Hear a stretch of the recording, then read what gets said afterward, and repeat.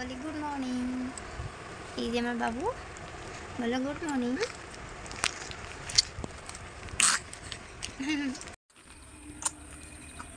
দেখো বন্ধুরা, দাদু দিদিমা চলেই গেল পুরো ঘরটা ফাঁকা করে।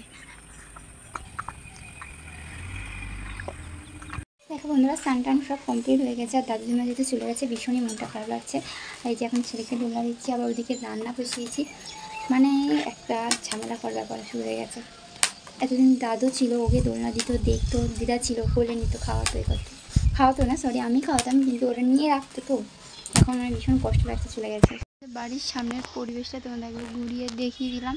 আর এই যে মুরগি ঘরটা এখানে নিয়ে এসছে, এখানে ছিল একবার, এখানে নিয়ে এসছে।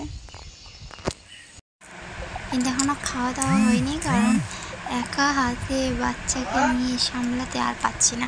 কারণ এই রান্না একবার কড়াই তেল দিয়ে পেঁয়াজ দিয়ে চলে এসেছি একে খাওয়ানোর জন্য, কারণ এই প্রচণ্ড কান্না করছিল। তাহলে ওর মনে খিদেই পেয়ে গেছে, আর ও এখন ঘুমাচ্ছে, তাই তোমাদেরকে দেখালাম না।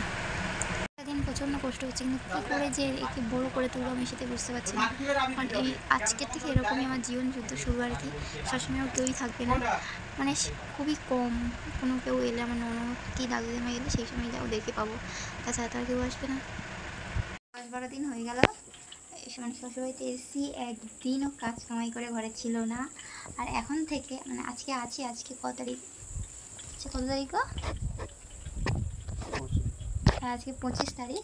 আজকে ঘরে আছে, আমরা এসেছিলাম 14 তারিখে এসেছি, 14 তারিখে এখানে এসেছি, আর আজকে 25 তারিখ। আজকে ঘরে আছে এই কারণেই, কারণ আজকে আমার শাশুড়িমা গেছে ননদের ছেলের জন্মদিনে, ঘরে কেউ নেই, আমার শ্বশুরমশাই যদিও আছে, তার ছেলে তো ঘুমাচ্ছে, তাই এই যে আমাদের পাহাড়া দেওয়ার জন্য আছে। তো অনেক দিন হয়ে গেল আজকে ঘরে পেলাম এই মানুষটাকে, এত কাজে ব্যস্ত, মানে ছেলে বউয়ের কথা তো ভুলেই গেছে, মনেই হয় না যে ওর একটা ছেলে আছে, বউ আছে, সেসব ভুলে গিয়ে কাজ বাজ করে।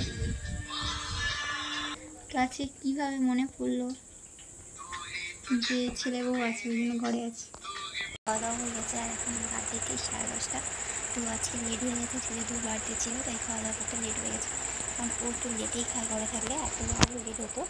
তো আমি বললাম তাড়াতাড়ি খেয়ে শুয়ে পড়ি, যেহেতু ছেলে এখন ঘুমাচ্ছে। তো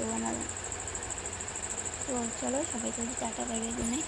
কাল দেখা হবে আবার নেক্সট ভিডিওতে, তখন তোমরা ভালো থেকো, সুস্থ থেকো, বাই, গুড নাইট।